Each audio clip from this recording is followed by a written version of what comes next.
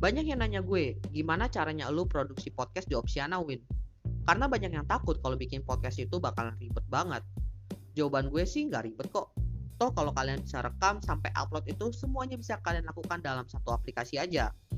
Gue pakai Anchor di sini, dimana gue bisa ngebuat podcast itu kurang dari 10 menit aja. Kalau kalian nggak percaya, langsung aja kalian cobain bikin podcast kalian sendiri dengan Anchor.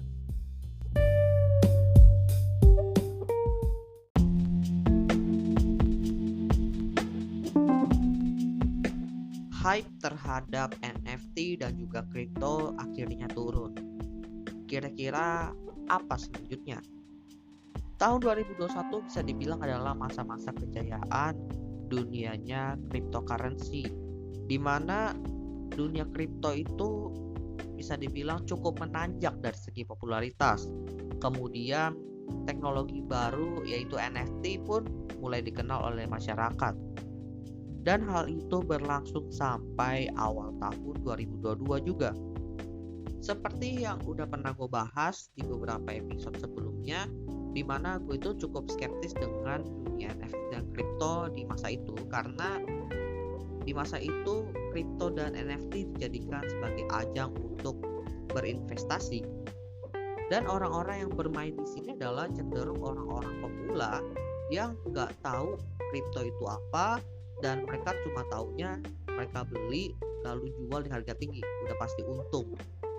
Dan ketika NFT serta kripto itu drop, banyak yang marah, depresi dan stres, bahkan ada yang sampai bunuh diri.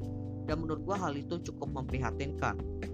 Akhirnya orang-orang awam tadi itu meninggalkan kripto dan juga NFT, sehingga hype dari NFT dan juga kripto itu menurun.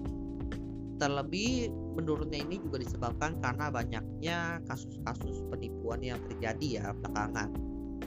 Terus selanjutnya apa yang akan terjadi dengan kripto dan NFT?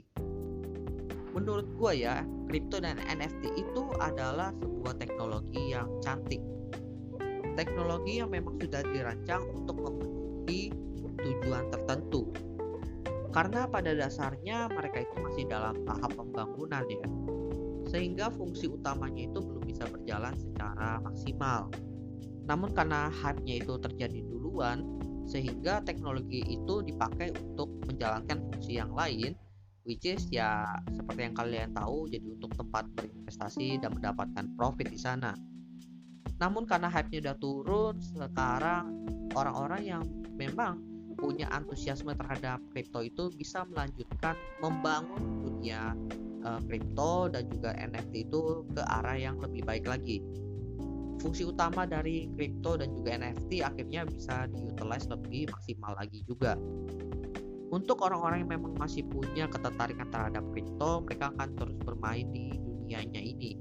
Karena ya balik lagi, ini adalah dunia teknologi yang memang masih berkembang. Sehingga pasti tetap akan ada peminatnya. Karena hal ini pun udah pernah terjadi ya sebelum NFT ada nih studi kasusnya, di mana kripto itu juga sempat naik kemudian drop lagi. Nah, masa drop ini digunakan untuk membangun teknologi NFT dan booming.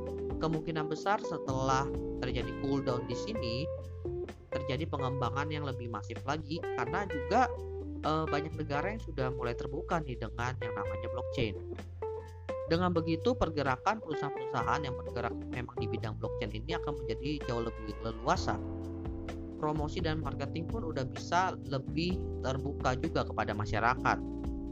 Sehingga pengembangan teknologi-teknologi baru yang berbasis blockchain ini akan bermunculan juga. Tapi memang di balik kasus NFT dan juga kripto yang memang banyak belakangan terjadi itu, ini menjadi salah satu PR yang harus dibenahi oleh para developer dan juga para antusiasme blockchain ya tepatnya, untuk benar-benar menemukan solusi dalam memecahkan masalah-masalah tersebut. Biar kedepannya ketika hype-nya muncul lagi untuk teknologi NFT dan kripto itu masalahnya sudah terpecahkan dan sudah ada solusinya. Oke lah, buat teknologi baru nanti mungkin muncul masalah lagi, tapi kan itu karena orang belum tahu, belum pernah pakai, makanya kita belum tahu masalah apa yang muncul. Sedangkan untuk NFT dan kripto kan udah pernah ada kasusnya, Jadi harusnya sih udah ketemu nih solusinya. Terus kalau lu sendiri gimana, Win? Apa yang akan lu lakukan dengan kripto dan NFT ke depannya?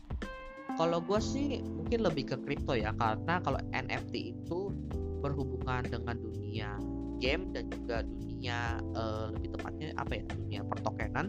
Itu gue belum menemukan esensinya dalam perjalanan hidup gue. Tapi untuk kripto itu sendiri, gue masih mencari-cari kira-kira teknologi kripto mana yang memang ada hubungannya dengan hidup gue, sehingga gue bisa mulai meletakkan fokus gue ke arah sana. Karena jujur aja sih agak sulit di tahun 2021 itu ketika trennya lagi naik. Itu kan juga gue kebetulan baru benar-benar belajar ya.